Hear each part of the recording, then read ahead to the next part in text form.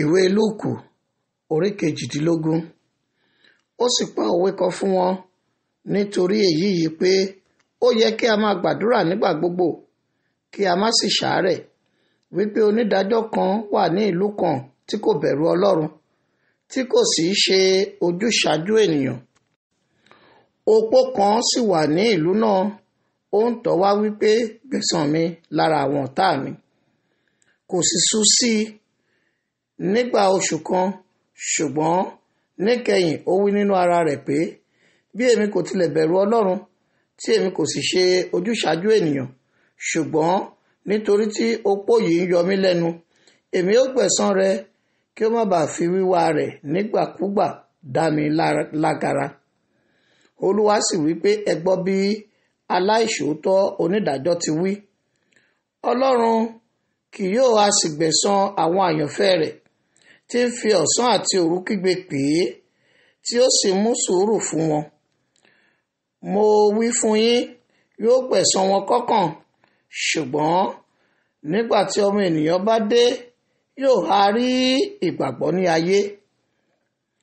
Ó sì pa òwe yìí fún àwọn kan tí wọ́n gbẹ́kẹ̀lé ara wọn pé àwọn ni olódodo, tí wọ́n sì ń gan àwọn ẹlòmíràn. Pé àwọn ọkùnrin méjì gòkè lọ sí tẹ́ḿpìlì láti gbàdúrà. Ọ̀kan jẹ́ Farisí, èkejì sì jẹ́ agbowó òde.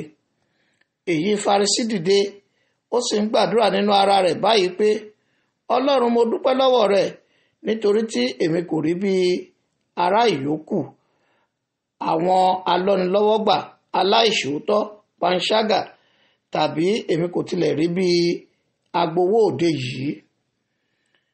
Èmi ń gbààwẹ̀ ní ẹ̀rìn méjì ní ọ̀sẹ̀, mò ń san ìdámẹ́wàá ohun gbogbo tí mo ní.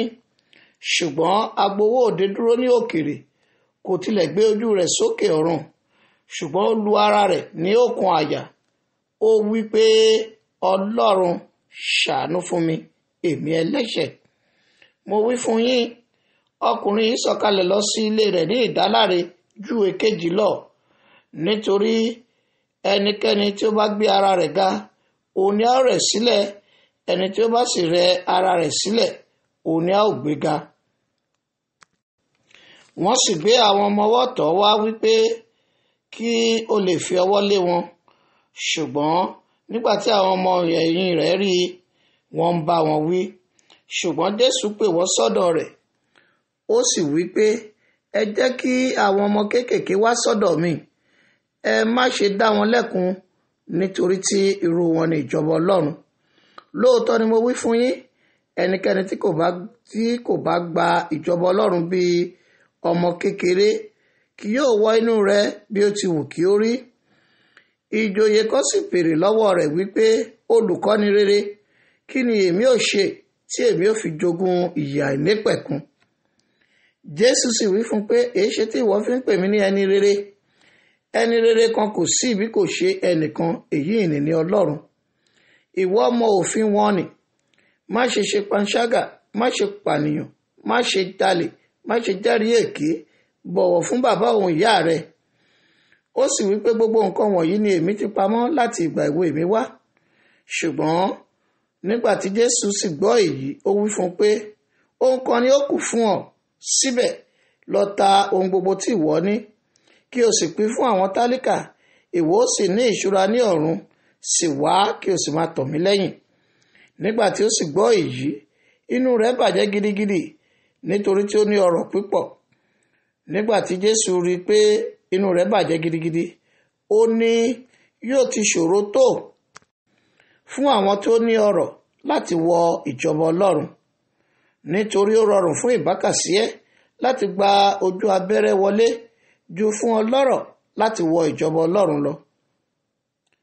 Àwọn tí ó sì gbọ́ wípé ǹjẹ́ ta ni a lè là? Ó sì wípé ohun tí ó ṣòro lọ́dọ̀ ènìyàn kò ṣòro lọ́dọ̀ Ọlọ́run. Pétérù sì wípé sáà wò, àwa ti fi tiwa sílẹ̀, a sì ń tọ̀ ọ́ lẹ́yìn. Ó sì wí fún wọn pé lóòótọ́ ni mo wí fún yín, kò sí ẹni tó fi ilé tàbí aya tàbí ará tàbí òbí tàbí ọmọ sílẹ̀ nítorí ìjọba Ọlọ́run tí kì yóò gba ìlọ́po púpọ̀ sí i ní ayé yìí àti ní ayé tí ń bọ̀, ìyè àìnípẹ̀kun. Nígbà náà ni ó pe àwọn 12 sọ́dọ̀ rẹ̀, ó sì wí fún wọn pé, sáà wò ó, àwa ń gòkè lọ sí Jerúsálẹ́mù, a ó sì mú ohun gbogbo ṣẹ tí a ti kọ láti ọwọ́ àwọn wòlíì wá nítorí ọmọ ènìyàn.